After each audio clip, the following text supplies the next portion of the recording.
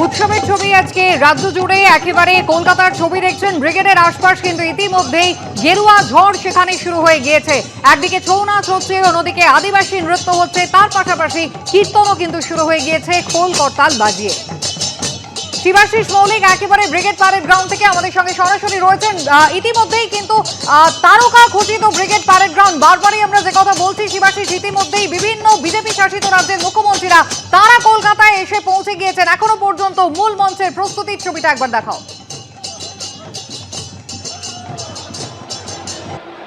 কুসুমিতা, দেখো, শুরুতেই তোমায় বলবো যে ব্রিগেড প্যারেড গ্রাউন্ড, সেই ব্রিগেড প্যারেড গ্রাউন্ডে আজকে পশ্চিমবঙ্গের নতুন সরকারের নতুন মুখ্যমন্ত্রীর শপথ গ্রহণ। এই মুহূর্তে একবারে সাজো সাজো রব। শ্যামল জানাকে বলবো সেই ছবিটা তুলে ধরতে। মূল মঞ্চের যে ছবি, সেখানে দেখছো দুদিকেই কিন্তু প্রধানমন্ত্রীর ছবি রয়েছে, কারণ তিনি অতিথি হিসেবে আজকে প্রধানমন্ত্রী তিনি উপস্থিত থাকবেন এই শপথ গ্রহণ অনুষ্ঠানে। এবং মাঝে যে কোলাজটি রয়েছে, শ্যামল জানা যে ছবি ফুটিয়ে তুলছে, তুমি দেখতে পাচ্ছ এই কোলাজে কিন্তু কালীঘাট মন্দিরের যেমন প্রতীক রয়েছে দুর্গাপুজো, সেই দুর্গাপুজোর প্রতীকই রয়েছে গঙ্গাসাগরের সাধুদের যে গঙ্গাসাগর পুজো, সেই প্রতীক রয়েছে। ফলে স্বাভাবিকভাবে পশ্চিমবঙ্গের যে সংস্কৃতি, সেই সংস্কৃতির নানা দিক কিন্তু ফুটিয়ে তোলা হয়েছে আজকের এই মঞ্চে। ঠিক যেমনটা 15ই ফেব্রুয়ারি যেদিনকে বঙ্গ বিজেপির পরিবর্তন সভা শেষ করা হয়েছিল নরেন্দ্র মোদীর এই ব্রিগেড সমাবেশ থেকে, এবং সেদিনকে কিন্তু দেখা গিয়েছিল দক্ষিণেশ্বর মন্দিরের আদল এবং এই ব্রিগেডে যে জনসমাবেশ হয়েছিল সেখানে মূল বক্তা হিসেবে বক্তব্য রেখেছিলেন প্রধানমন্ত্রী নরেন্দ্র মোদী। 15ই ফেব্রুয়ারির পর আজ আবার প্রধানমন্ত্রী এই ব্রিগেড প্যারেড গ্রাউন্ডে আসছেন এবং উপলক্ষ অবশ্যই মুখ্যমন্ত্রী শুভেন্দু অধিকারীর শপথ। মুখ্যমন্ত্রী হিসেবে শপথ নেবেন শুভেন্দু অধিকারী ছাড়াও একাধিক মন্ত্রী আজ শপথ নিতে পারেন, এমনটাই পশ্চিমবঙ্গ সরকার সূত্রে জানা যাচ্ছে।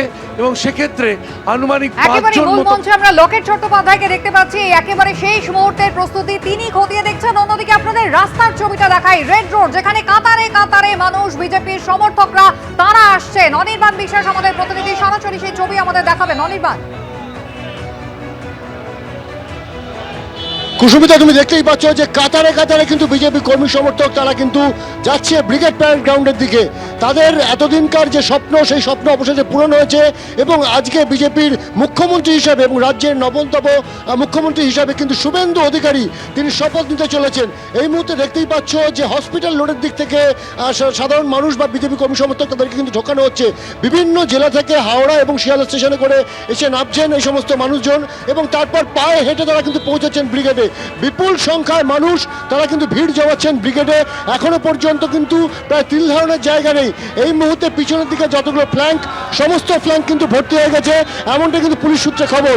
পাশাপাশি কিন্তু এই মুহূর্তে তুমি দেখতেই পাচ্ছ যে হাজারে হাজারে বিজেপি কর্মী সমর্থক, বিভিন্ন মানুষ, বিভিন্ন বয়সের মানুষ তারা কিন্তু আজ অংশগ্রহণ করছে ব্রিগেডে।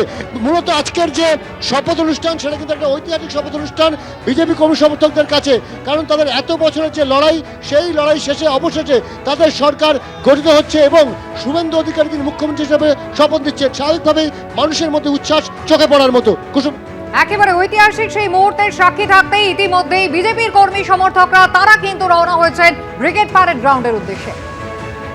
এবিপি আনন্দ, এগিয়ে থাকে, এগিয়ে রাখে।